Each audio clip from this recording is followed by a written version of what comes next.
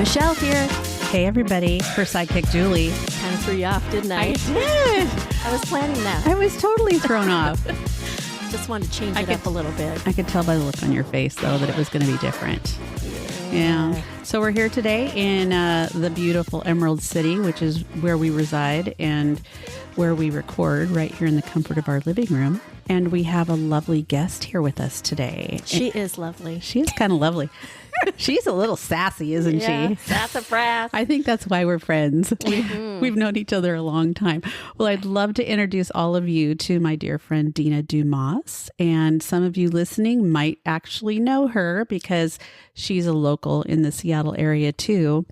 She is a nurse, and a nurse who deals with women's health and has been in the field for a really long time. And her husband's actually in the field as well, but I think he's with the King County Jail, right? He doesn't deal with women the same way you do. But he does deal with women, but in a different way. Yes. He has to deal with everything else at home, all the women at home. Yeah. But anyway, we wanted to bring Dina here today, and we invited her to come speak with us because she has a lot of passion and expertise in the area of women's health. And with the environment that we're in the United States these days, I think it's really important for us to have a conversation about women's health and everything that it encompasses, and definitely from her perspective, because she has a lot of insight into things and has really kind of taught me a lot too in our conversations that we have had. So with that in mind, I would love to say hello to you, Miss Dina Dumas. Well, hello, Julie and Michelle. Hiya. Thanks for having me. Holla. Yeah, Did you just say holla? I said, Holla, holla, holla. I said, hey, ya. Oh. It was not cool, obviously. So anyways. Well, thank you for being here today. And I know we talked about kind of having a general overview of what we were going to discuss, but really this is very free flowing, and the conversation, as Michelle had mentioned, can go in a lot of different directions, but we'll start with, women's health. So I know you've been in the field a very long time, and I would love to hear a little bit more about how you made the decision to get into women's health and when you started, because I know you went to the UW and you were in nursing school and all that then, but I didn't know you then. So please share. Okay. How did I end up in this field? Quite frankly and honestly, I really thought I wanted to be a pediatrician. So I had no idea I was going to end up in women's health. And I really could not handle seeing the sick children and babies. And I was like, oh my God, I do not want to give them shots. I do not want to start IVs. I don't want to cause them pain. So while I was in nursing school, I really did like the fact that I could still work with babies if I went into women's health, specifically in obstetrics, right? In OB care. And then I really was drawn to the fact that you can impact, hopefully, I don't know how much I actually impact people, but, try to impact moms while they are pregnant. You have those months, many months of actually working with that mom individually to help her get healthy, preparing to be a mother. I was a childbirth educator as well, so helping moms and dads to prepare for childbirth and all of that, and incorporating the partner, what they need to do too, like how they can help the mom, because it's not just the mom that has to do it all, right? We need partners to help. And then, also preparing them for babies, like what to expect with babies, the newborn stuff. Did you help them with nursing and stuff too? Yes, I helped moms with breastfeeding and helped try to ease their anxiety around it, because there is a lot of anxiety around all of it, having a baby, especially your first one. And we all know that having one doesn't mean the second one is easier or the third, because all pregnancies can be different and all babies are definitely different. And you also have different things going on in your life that may impact that pregnancy and that newborn and being home postpartum and all of that. So I don't know. I just really helping moms. It just became this whole thing around moms. Now, having said that, I do come from a very large family. I'm the oldest of 8 kids, and I have 80 plus first cousins. Jeez. And so at least half of those, I probably did a lot of childcare and diapering and feeding and putting to sleep and all these things. So I was used to being around babies and children.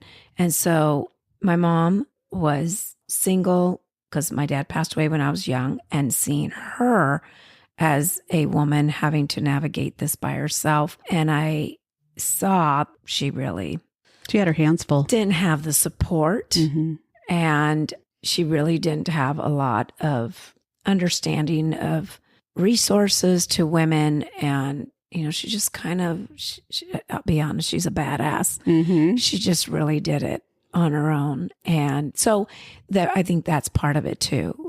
Seeing my mom, that the passion to be working with women. Was the female or women healthcare and things like that was very different back then. So it sounds like she was maybe trying to just keep everything together. Like you said, she didn't have a lot of resources and things, and she utilized obviously whatever resources she had, but that you're the oldest of the 8, right? Yeah. So you were honestly kind of helping with a lot of those things. That's probably how you learned a lot that you learned. The child rearing. Started early. So yeah. And did my mom put her health before? No. And she just worked and one day at a time. And, I reflect back on that, and she deserved much better health care. And so as now, as an older woman, she's suffering the consequences of not having had the appropriate health care that she should have when she was been privy to. So obviously, just listening to you describe this, I can definitely see that is part of the fuel for your passion for what you're doing now. Definitely. Yes, it is. Yeah. Yes. I love that. I imagine, you see young girls who will someday be your mom's age, and you would love to give them some of the resources and the knowledge and everything while they're learning how to become a mom. Yeah. So, they can do the best they can, because they may not have resources when they get older. You don't know. Do you think about that sometimes when you're helping some of these women? Do you think about your mom? Oh, absolutely. Does that, come to mind? Yeah. Oh, yeah, it does. And, I sit there and I think about, because my mom was in the situation that she was. We were impoverished, as you can imagine. And she was working all the time. And did we have the best access to care as well? Did I have access to knowledge around me as a woman, right? My body, how it works. And no, I didn't. Yeah. I didn't. And it's not a fault of anybody. It's just that, it was the situation that it was. And so when I went to school, I started learning a lot about the woman's body and hormones and all those things. And I was like fascinated. I'm like, wow, I didn't know any of this stuff about my body. And I was like, and how many women out there are like me that don't know about their bodies? Yep. And I'll be honest with you, I found myself as a women's health nurse teaching women over and over and over again. And we're talking adults. We're talking adult women that had no idea how the whole period worked, like why they even had periods. They had no idea about hormones going up a certain point, and the lining is building up inside the uterus. And then when, the ovary, shoots off an egg, and if that egg goes through and it's not fertilized, the hormones drop. And so then the body says, okay, clear out that lining. You don't need it because you didn't get pregnant. And you'd be... And if you don't know, now you know. You know. Yeah. But, it's something that in my mind, it is very basic, right? And I should have known that when I was young, but I didn't. I didn't either. You know what, though? Listening to you describe it like you just did, that was kind of a light bulb moment for me. I know all those things, but the way you just said it made it way more clear in my head. Yeah. We never talked about that stuff either. Yeah. No. But it's important, right? Because women are sitting there thinking it's like the chicken, the egg, right? Like, does the period come first or does the pregnancy come first? Like, Right. and it's like, yeah, that's why you are now pregnant. You didn't have didn't a know their period. ovulation. Lack of education. Didn't have a period, and that all happened before. So it's just understanding the anatomy. And I'm very visual, so I'd always have all kinds of drawings. And I did that with my kids. I want you to know that even my sons, the moment they hit 10 years of age, that was, I don't know why I decided that was the magic age. It probably needs to be younger now because girls are having periods younger and younger. But I didn't want my boys to not understand that this is something that happens to all females and to disrespect them, right? If, kids will take the girl's purse and waving the the pad because they found the pad. Or she has an accident. Right? She has an accident and they don't say her there, ooh, look at her, she's bleeding, It's, and I'll be honest with you, it was a good thing that I did talk to my boys about it. And told them that, if you ever see a girl, she has a stain in her pants or anything like that, if you feel comfortable, you could say something. But if you don't, then go tell an adult, a teacher or somebody. Yeah. But it's not right for that girl to walk around and then be more and more, humiliated and embarrassed. And it actually happened to my oldest son. He actually, thank God I had the conversation, and there was a girl, she had gotten up off of her seat from her desk, and he saw the desk. He didn't see her. He saw the desk. And so he immediately went to the teacher and said something. So we should be telling people this stuff and so that young boys can respect girls and girls are not freaking out. Yeah. And having a better understanding, frankly, of what's going on with their bodies. Yeah. We talked about that a little in our menopause episode because neither one of us had, my whole period thing was 11 years old and like, oh my gosh, what just happened? I just felt really sick, and it was obviously just a passage of life, but really was not something that we discussed. Now, like when my daughter had her period, I kind of handled it a little bit differently in that I'm like, let's celebrate. Yeah. Oh, absolutely. She thought I was crazy, but I'm like, yeah let's celebrate kind of a thing. Because it's a big deal. But I wanted to try to look at it from the perspective of not being something you're embarrassed about. Correct. Yeah. That is key. Because there's way too much embarrassment and shame around that. Right. And it shouldn't. And that's why I wanted to educate my boys, right? So they don't contribute to that embarrassment or that shame. So same thing, right? I had the little packs made, and there was one in my car and my husband's car. And, so we were prepared. And we did a whole celebration. We had a period brunch. party? Period party. Yes, we did. Party. And seriously, with my sisters and my mom, and for my daughter, I have That's one adorable. daughter. And they came with helpful things, Midol and heating pads and great things like that. Yeah. So it was actually super really positive. Great. So it was a celebration of like, you have now arrived in our group. Yeah. You are in this special group now. And we understand what you're going through. We've been there and we do it every month. Yeah. So you could talk to us anytime about it. So it was great. That's awesome. Fun. I love that. Yeah. Mine wasn't quite that. So I would have been mortified if I just did beyond me, but how shy she can be. It was coming to womanhood. Yeah. Yeah. Oh, I had taken my sister and I had taken our two daughters to this. They were 9 years old, 9 years old. And it was this learning about some of these things, menstruation, learning about, male parts, all that kind of stuff. And it was really about wanting girls to feel really comfortable in their bodies. And so the one exercise was we had to stand in front of the mirror naked and say, I am beautiful, just this little thing when she was little, and she did it. I did it with her, kind of a thing. It was hilariously funny. She'd probably be mortified now that I'm even saying anything about it.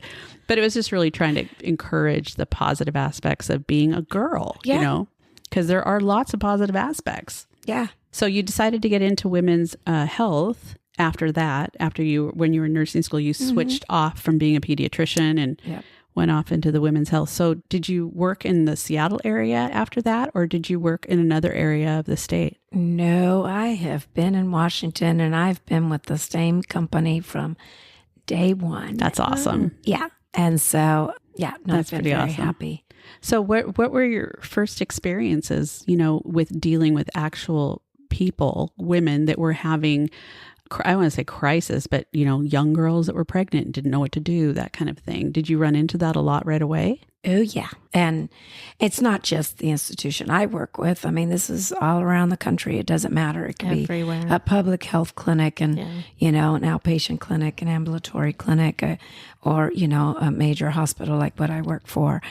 The reality is that's why it's really important, right? To talk to young girls about menstruation and how it works so that they can understand how it is that they can get pregnant. I'm not talking about like the physical stuff, right? That one always comes for some reason very easily, but it's the understanding of the body and why it's important to actually take use preventative birth control measures if you don't want to get pregnant and how it works, right? So if they don't understand how it works, then they won't use it correctly, right? This is why I ran into that situation of having to explain to adult women all the time how it works so they understand how that pill works or how that Depo-Provera or whatever you need to it is take that it consistently doing. or it's not going to work, kind of a thing. Exactly. Fortunately, you can't always avoid it. That young girls, and when I say young, okay, so I think let's call out what young is, right? Okay, yeah, so we were talking about that earlier. Let's talk about young. So when we're talking about this, if we're talking about pregnancy, right? It's after they start menstruating that then, they could get pregnant. So here's the thing. There was a time when, it was later, girls starting their periods, right? 13, 12. And now the ages have changed. Dropped. Do you think it's because of like the hormones in our food, or do you know why that would be? I mean, rabbit hole. That's a rabbit hole. Oh, Keep going. Right. Keep so going. they, what happens is, now it's like as early as 9, a girl could start her period. So it is important that the education has to go back earlier, right? So that there isn't this. I can't imagine starting my period at 9 years old. I was blown away, Julie, at 11. I was 14 when I started mine. Yes. But 9 years old. Yes. And so, that's so sad. Right. So it's important, right? It's like you become a woman and you're not really a woman. Yeah. Wow. I know. Well, and so then along with that, I would imagine that if the girl is getting education around her body and her periods and stuff, then I would just assume that she's also getting education around protecting herself, right? Someone to touch her or take advantage of her. And so now we're talking about sexual abuse, right? Right. Where and I'll be honest with you, I have seen the 10-year-old, the 11-year-old, the 12-year-old that's pregnant.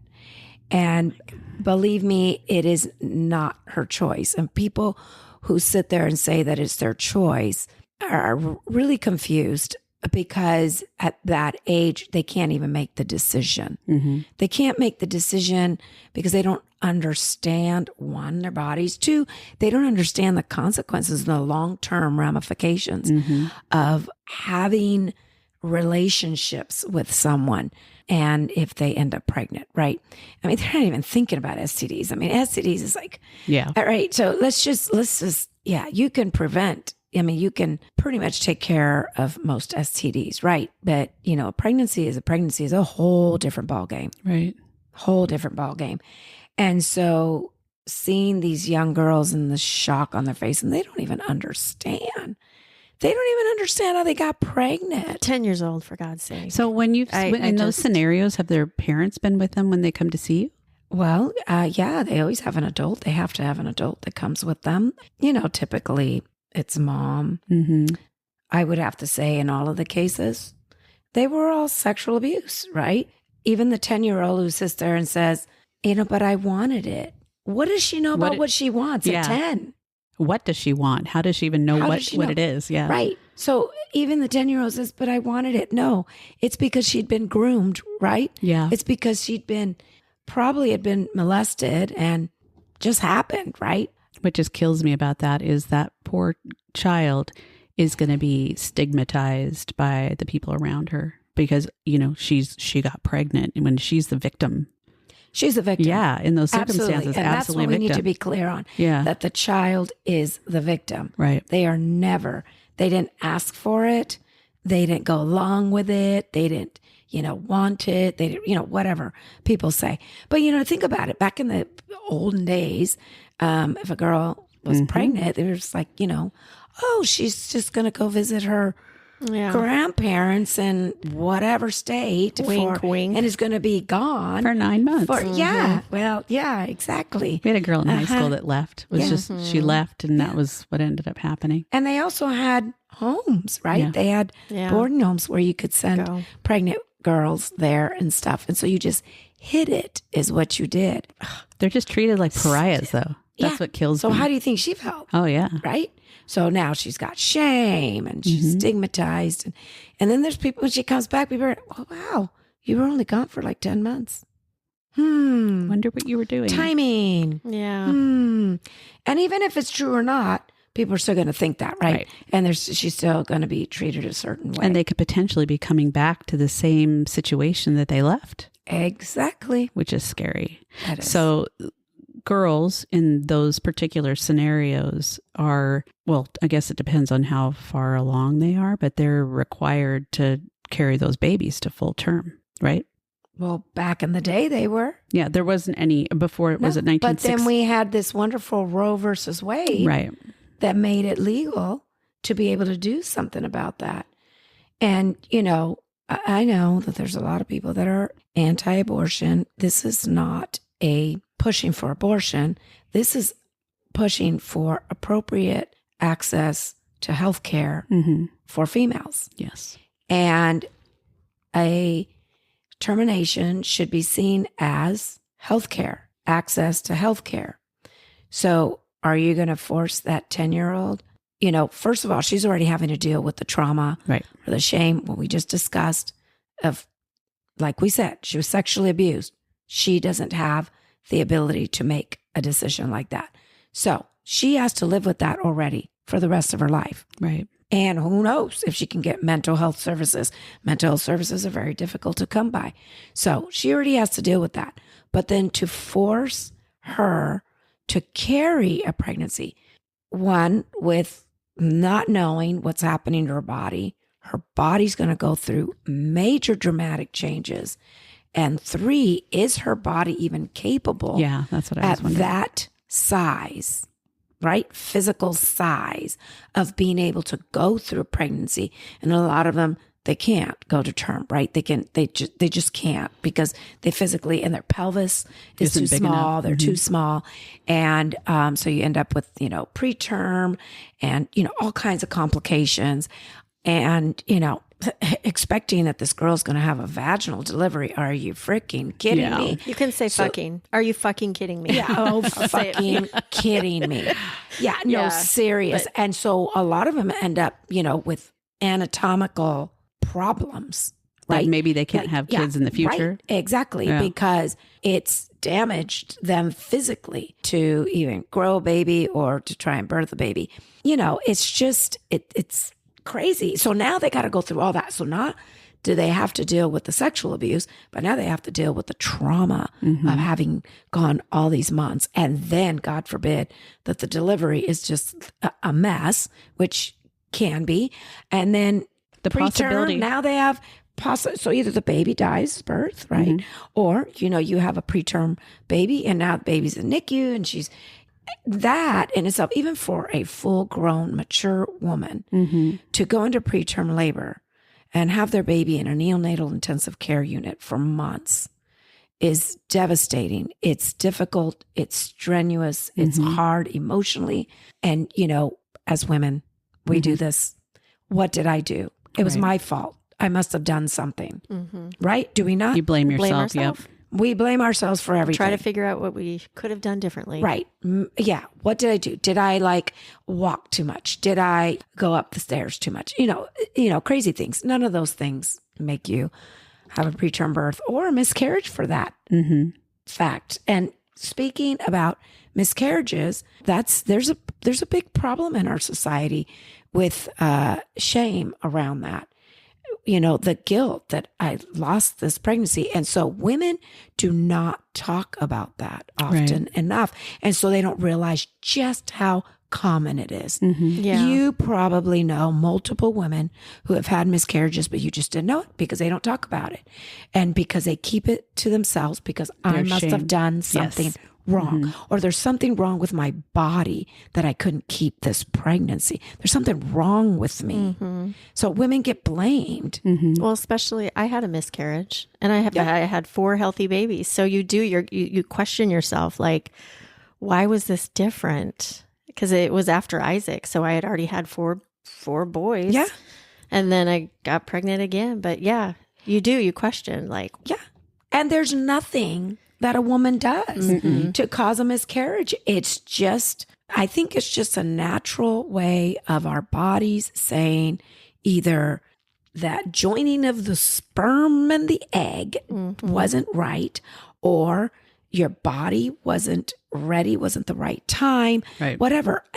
The point is that there's nothing that you can do to cause that. And women should talk more about their miscarriages and their experiences with that, so that shame it goes away. Right. Honestly, it's so common that 1 in every 4 pregnancies is a miscarriage. I didn't realize that. Yeah. So it's, think about it, 25% of pregnancies. Well, and you can support each other too. Yes. When your people know, your friends know, or your family or whatever. Yes.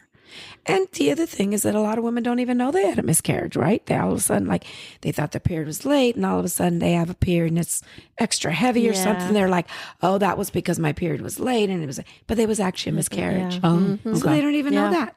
Yeah. It's more common than people realize. And so it isn't even charted as a miscarriage in their pregnancy history. So, but yeah, a lot of shame from when they're young girls to adult women, and you couldn't hold your baby, you went to preterm labor, there must be something wrong with me. And it just goes on and on and on. And we need to stop. Yeah. I know. Kind of going back to the scenarios that you've run into with children basically being pregnant, have you run across where they've been told they have to keep the baby, like they raised the baby if they had the baby? Well, yeah, I mean, those are decisions that are made in families. I was going to say, that's a family decision. And so if the child was brought in for a termination, it's because they've made that decision was made. Okay.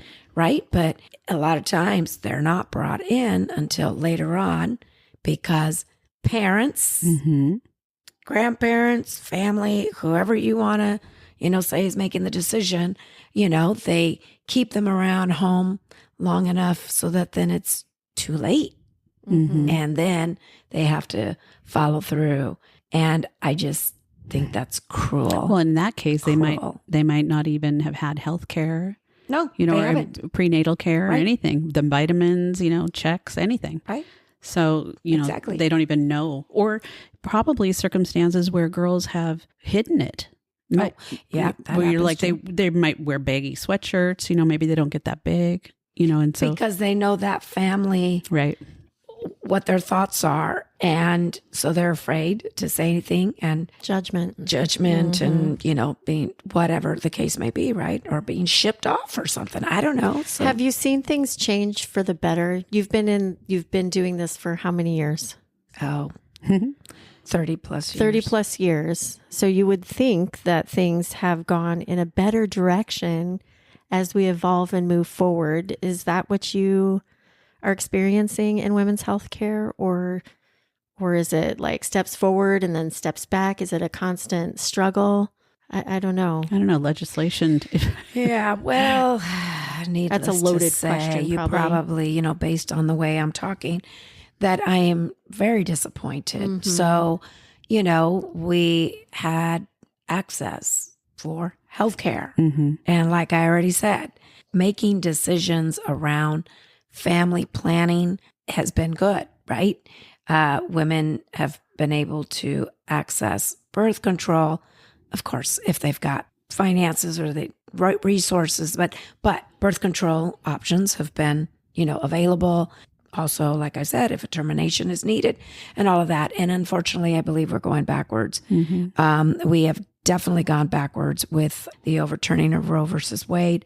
And as soon as that happened with the Supreme Court, the states, then at the state level, Just started going they for it. just started getting rid of it. And so many of our states now, you cannot get a legal, medical termination. And that is healthcare. Even the 10-year-old? Yes, even a 10-year-old. Because if that state, so all of the states have got different levels of what they allow or not. But, you know, if the state is like, no, not at all, or if they, you know, not until after 6 weeks. Well, okay, I don't know about you. Yeah, you don't even know you're pregnant. I didn't even know I was pregnant. Okay, because hello, unless you're really keeping a tight calendar and that you regularly menstruate, right? Like clockwork. Not all women are regular.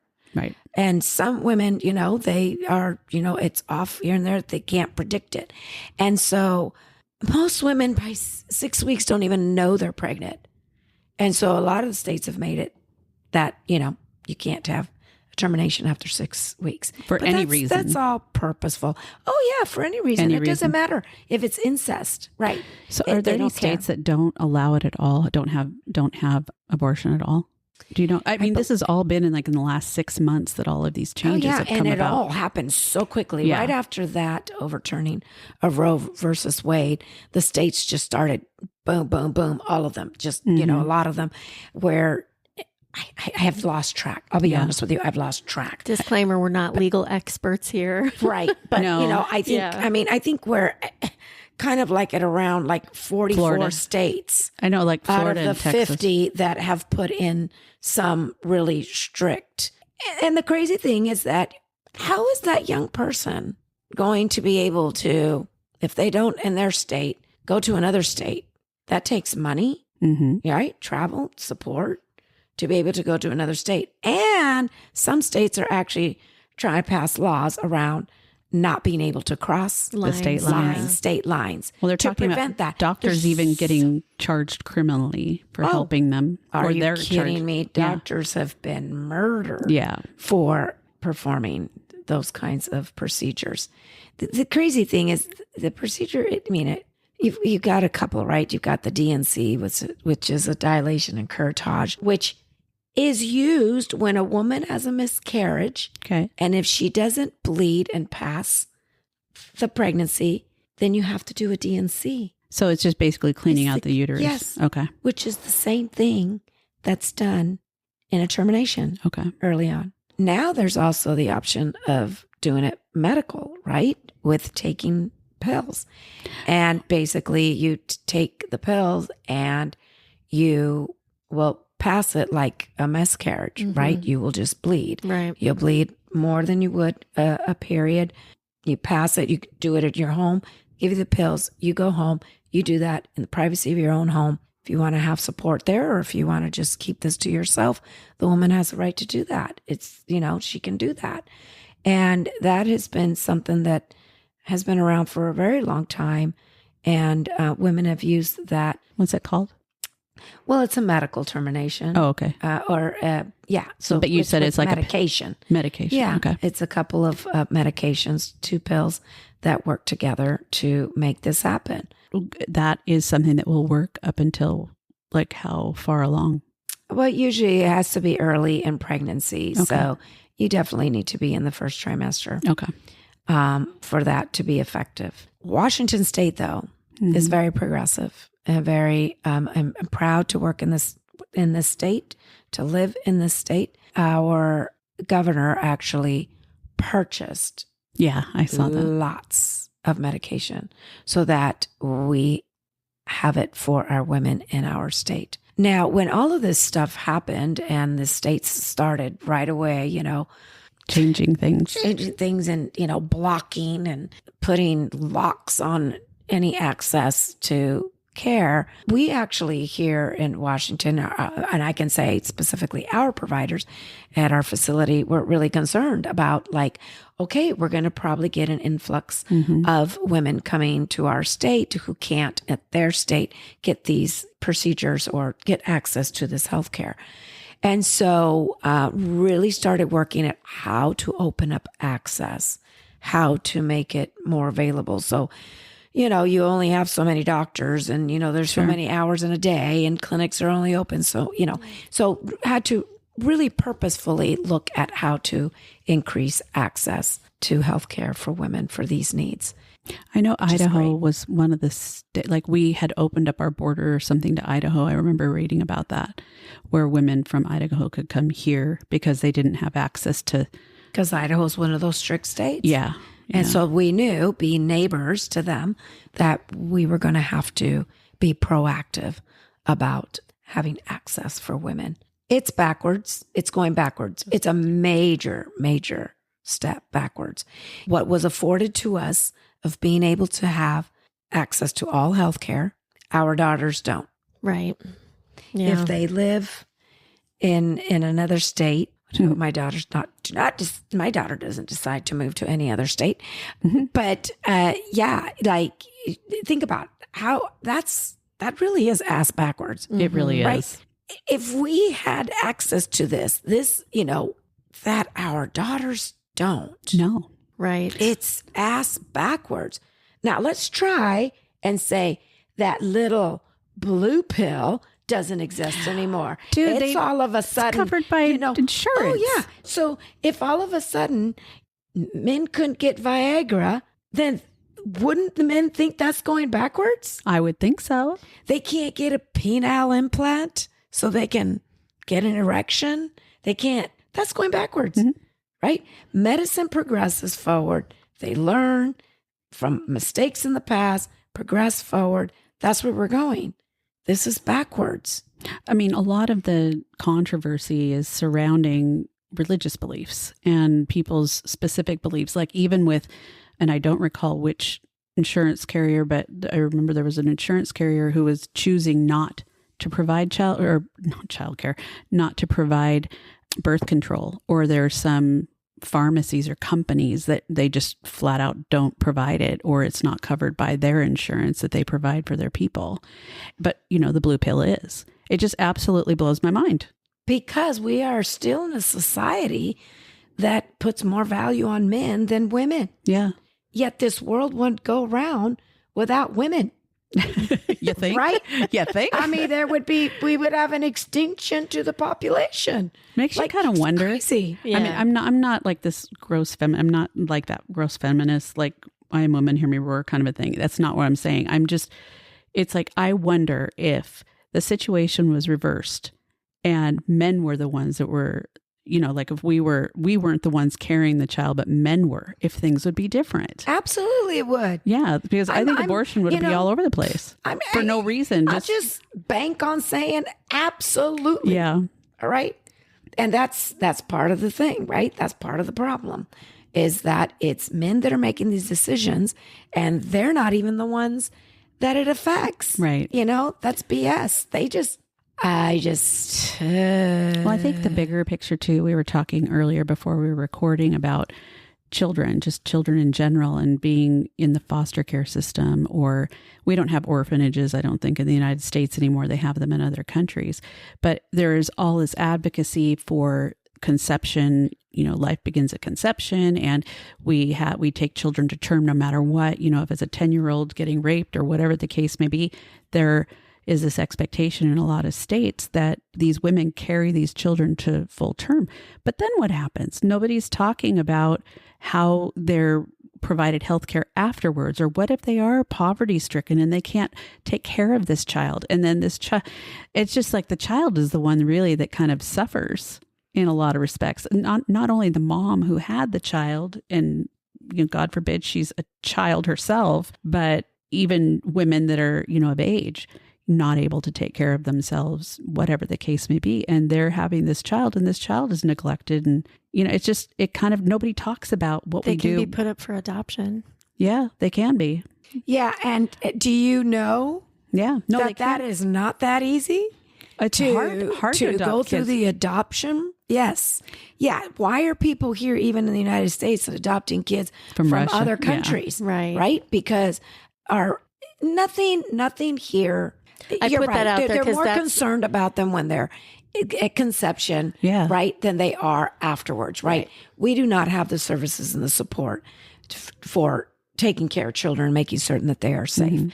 So it's, You they make brought a up big- the religious aspect. That's the only reason why I put that out No, there. it's okay. There's no disclaimer provided. No, that's It's- exactly it. But here's the thing. Sure. Just like everyone has the freedom of religion and to choose a religion you want. I know. Then mind your own damn business. Right. Right? If your religion, that's your own. And even, okay, I'm just going to say, I'm in a religion that teaches that abortion is not okay. Abstinence. Here's my thing. My take on it is this. I am not going to tell other people what is best for them. I will make a decision for me, myself, and I only. Religion should not be telling people what's best for them individually because they're not in their home. They're not in their situation. Right. They don't know what's going on for them. And they don't even know if, again, like you said, if they would be able to provide for this child and what kind of upbringing and what kind of life and what. Are those, I mean, as I say that and like I'm hearing you say it back to me and I'm like, is that a judgment? It's a rhetorical question. I'm just like, is that a judgment on my part that I'm saying, well, gosh, maybe they couldn't take care of them. But then we see all of these kids that are growing up and like aging out of the foster care system that nobody has taken care of them. Right. And now they're adults who have not been taken care of. So God forbid they end up being a part of that vicious cycle, you know? Right. So give the woman the respect and the credit Yes. that she knows at the point of finding out she's pregnant, because she doesn't know at conception, but she knows at the time when she figures out she's pregnant that what is best. Like, you know, if she is deciding that this isn't the right thing, she's making that decision not very easily. Oh, it's There's probably weighs heavy. so much that goes into that, right? To make that decision. But if ultimately it's because that child is not going to have the best life with me, then isn't that important that this human being is caring about somebody else in the future, right? And doesn't want to bring someone into this world knowing that they're just going to suffer. They're not going to be able to provide for them or whatever, because again, like we said, our country doesn't take care of the kids after they're born. Right. They care about them when they're at conception. And let's just make it clear. Conception, that is not a baby. No, I Okay. agree. I 100% agree with you on that. That is not a baby. And let's be clear that when they're in utero, they're called fetuses and not a baby. And the other thing is that they just, if people understand, maybe go get educated and really look. You know, it starts off, it's just like a blood clot, and then it starts forming, but it takes quite a while before it actually looks like a fetus. Even for those that believe that life begins at conception, there's still all the circumstances that we've talked about. There's really no reason people and every person should still be able to have that right to choose. And it's nobody else's business to judge them for those decisions that they make, regardless of whether life starts at conception or it doesn't, whatever it is. Right. It's nobody else's business for the choices that each individual person is making. And it's crap that the legal system makes it even more challenging for us to be able to do that as women. Right. It's shitty. I just don't even get how like some of these people that are out there, and I'm not going to speak about anybody specifically in the government, but who the hell are you to tell me what to do with my body? It infuriates me. Well, why aren't we judging women for deciding to only have one kid or to have two kids or to have 6 kids? I mean, that's a choice, right? Isn't that a decision? Yeah. Isn't that a decision when they say, oh, you know what? My family size can only be, I think this is all. in other countries, they say you can only have 2 children, you know, that kind of thing. But what I'm just saying, though, Those are communist countries, just FYI. But a lot of these people, right, they make the decision, oh, we can, only 2. That's all that, we can afford, and that's all. And, that's okay. And so then you're supposed to prevent it, right? Mm-hmm. But there's such a thing as oops. Yeah. There's such a thing as shit happens, right? I don't know. It's just the whole thing is just really messed up. Have you run across situations where there's been maybe a partner involved and the partner didn't agree with the termination? Because that seems to me, I mean, it's our body. We make that choice. But if you're in a relationship or something, it's like, I would think the other partner would have a voice in that. Or no, what do you think? Well, sometimes there's a partner. Yeah. Sometimes there's not. Sometimes there's not. Yeah. Well, I'm just talking about the scenarios where there are. Okay, all right. Because, sometimes it's a, whatever, one night stand. Yeah. They don't need to know. Don't even know the person. It's okay for guys to have one night stands and not have any consequences, but right? Yeah. But for women, so a lot of times it's a double standard. Yeah. Total double standard. Yeah. And in some of those cases, I imagine that those guys will never even know because the woman takes care of whatever's going on and he's not the wiser for it. So no, I was just talking about like in marriages or, like long-term partnerships and things like that. If they've maybe have 5 kids already and she doesn't want to have another one or her body's at high risk or, who knows, there could be a million different reasons, but I've always kind of wondered about that. If there is a man that is consistently in that woman's life and it's like, she says, it's my body, I'm not having this baby, but it's his baby and they're in a family. I don't know. It just seems like it would get really messy. I'm sure it does. And it could go the other way too. Sure. I knew somebody who was in a situation like that. And the guy didn't want to have the baby. He did not want to have the baby. And they were married and had already had a family. And he did not want to have another baby and tried to get her to have an abortion and consider adoption. And that was a hard situation for them. Yeah. So how did it work out? She ended up miscarrying. Oh, isn't that interesting? God's plan. Yeah. I'm sure it was a very stressful time for her. So, and this is again why it's important, right? When you are picking your partners, that hopefully you are having these kinds of conversations and that you can continue to have conversations to maintain this relationship. Because quite frankly, how much of a stable relationship can you call it if you can't even talk about that? Exactly. Okay. I'm just saying. Or you don't tell them, Right. That you're going to just go, there's something wrong. There's something already wrong. Wrong in that relationship. That shouldn't be happening. Yeah.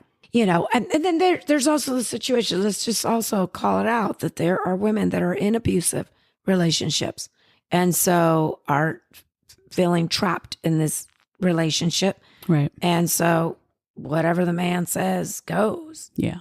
So they don't really have any control over the women. Right. The woman has no power. Mm-hmm. So how early do you think that sex education should start to try to avoid some of these issues that are taking place with, younger kids? Are you thinking grade school, like middle school? I mean, when do you think, like when they start their periods? What are your, just your personal thoughts? So I personally sit there and ask people, what is sex education? Like, what are all the components of it? People immediately always think intercourse, right? Or whatever. There is so much more to sex education than that.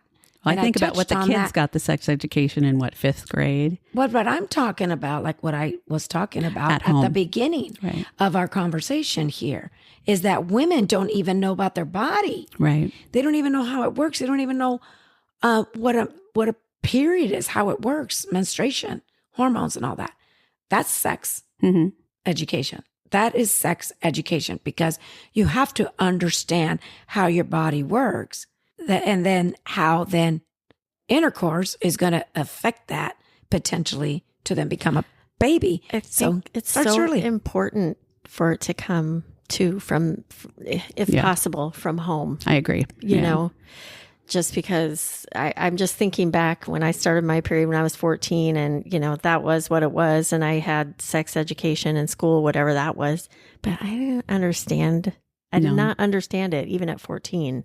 Absolutely. And so you guys just heard me say, I teach adult women all the time. So then how do we expect those women to teach their daughters, their kids, when they don't understand it themselves? So this is why that was part of my end goal, right? Now she's pregnant.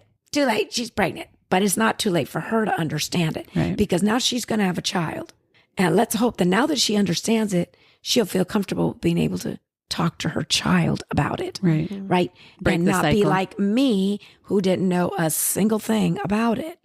Like Right? you said before, though, I think generationally, we all kind of come from the generation where they didn't talk about things. And so as we've gotten further along in time, there is a lot more discussion. Heck, there's podcasts. We're talking about it right here where, we'll have more candid conversations with our kids. And so our kids are going to be probably, if they're not uncomfortable for whatever reason, their personalities, what have you, they're going to probably be more inclined to have good conversations with their kids. So it's kind of like breaking that cycle from the onset of, we never talked about that stuff.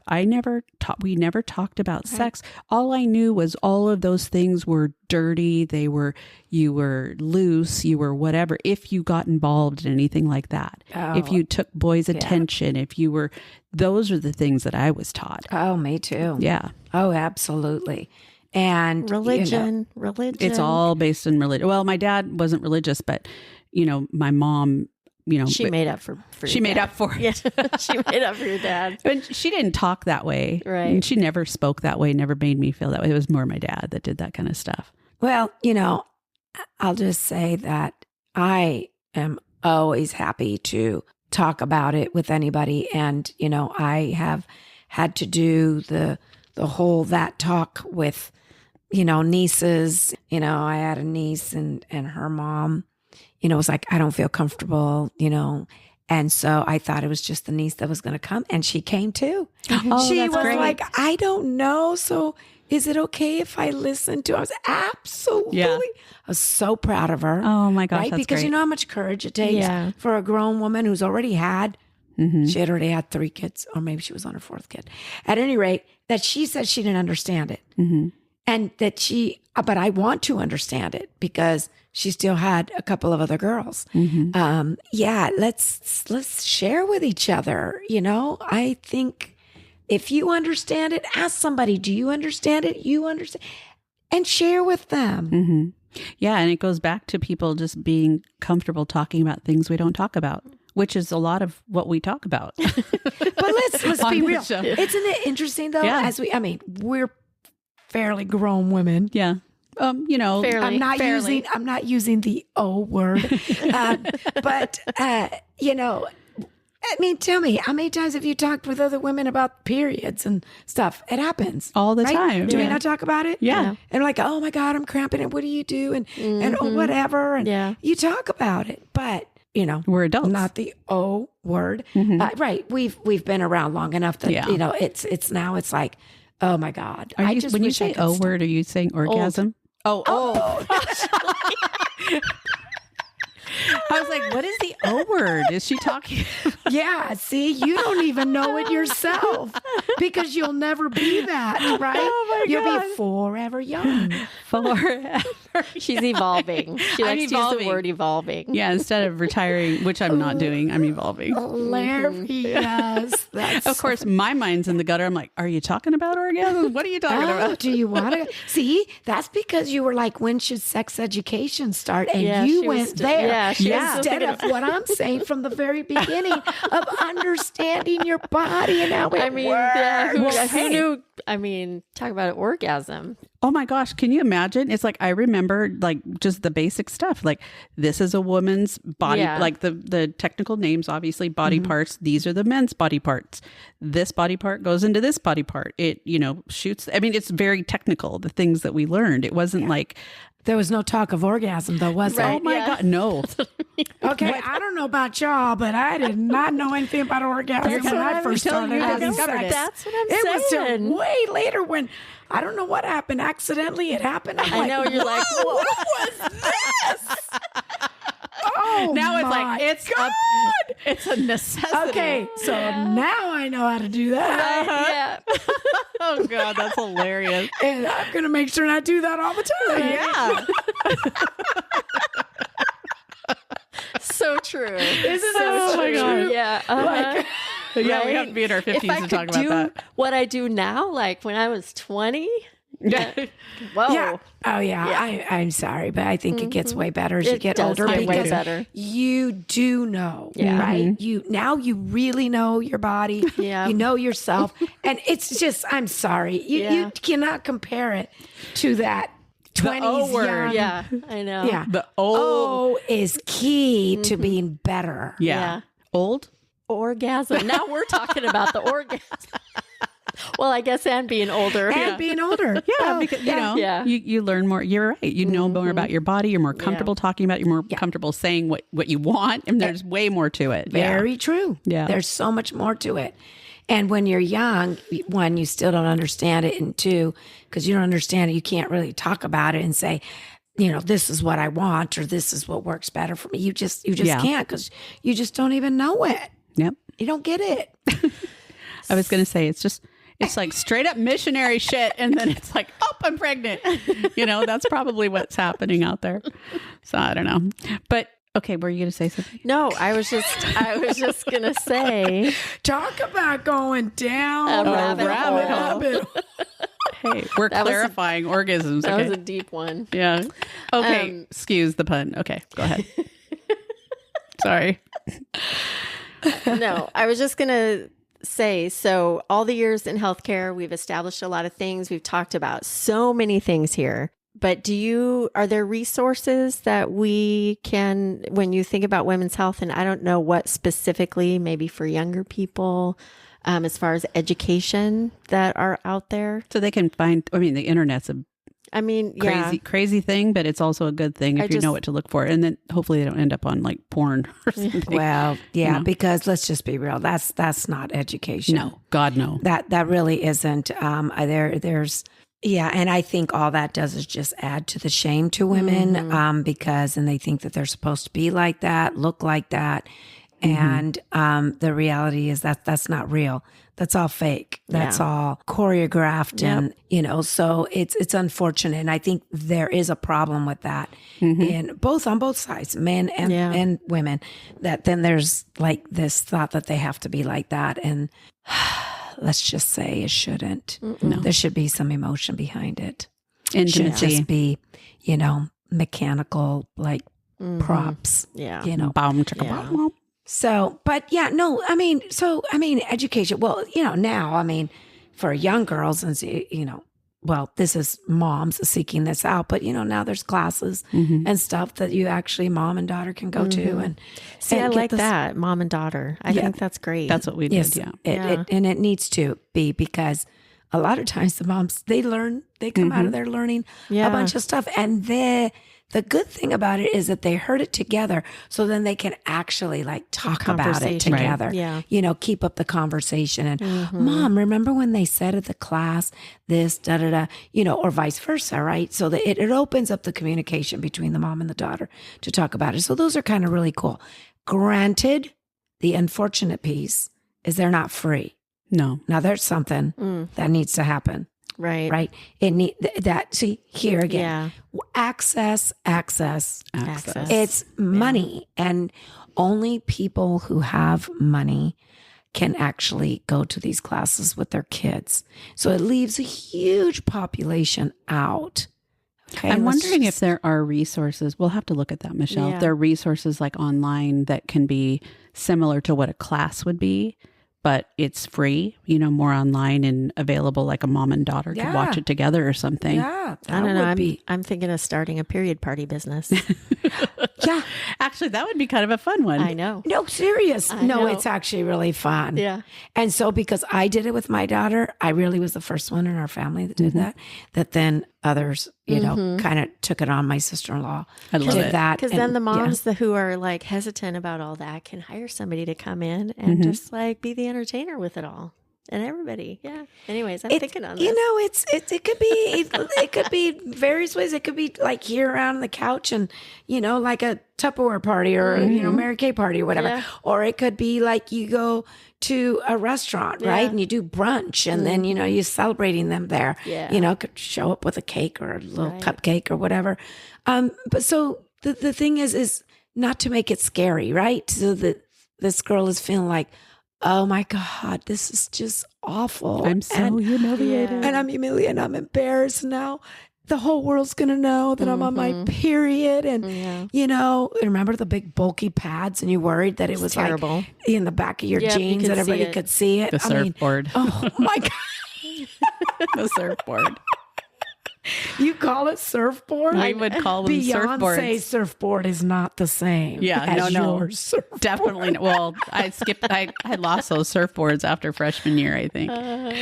But so it's just kind of like, and making it like you're being member. Embraced into this womanhood, and you're a member, and any one of us that is here, you can talk to us about anything. Yes. That was the other thing, is that it's the support, right? That you have the support group, and that you can talk to any one of us at any point about anything. We are here to support you through it. And it's not the same for everybody, right? No. Everybody is different. Some, suffer way more cramps than others, some, and so forth and so on. So it's always good. And so during that little party, people talk about their experience, their first time when their period started, and what they knew, what they didn't know. And they just normalize it. They normalize it. And we talked about, just tricks. And I start taking ibuprofen the day before I know my period's going to start, to decrease the chances of, my cramps being super bad or whatever. Right. Yeah. No, that sounds good. I'm sure there's no guys that are still listening at this point. They've probably all tuned out. But well, if they have daughters, for those that are hopefully still they listen. listening, yeah. Aren't you glad you don't have to deal with all that shit? Guess what? You as a guy should be listening to this. I know. Because if your partners are females and you have daughters, you should be clued in. Yeah. So you can be a little more sensitive, and maybe you could be part of that support system. Yeah. Not that you can talk about your first period, but you can still support by going and buying supplies at the grocery store for her, or showing up at the school with an extra pair of pants and underwear because she had an accident at the school. Right. There's so many ways that the men need to be supportive. Involved, yeah. I was thinking too, when we were talking a minute ago about the women's, kind of welcoming them into the community and after they have their period, and they talk about, that's a great idea to talk about like all your different experiences. But that could also segue into, we're here for you to talk about anything you want, and not feeling like, that kid not feeling like, I do have questions about sex. Can I ask my aunt because I don't feel comfortable asking my mom? Or can I ask my cousin because, you know what I mean? So they know that there are other resources, because honestly, those things were not things that I ever discussed with my mom, or even my sister for that matter.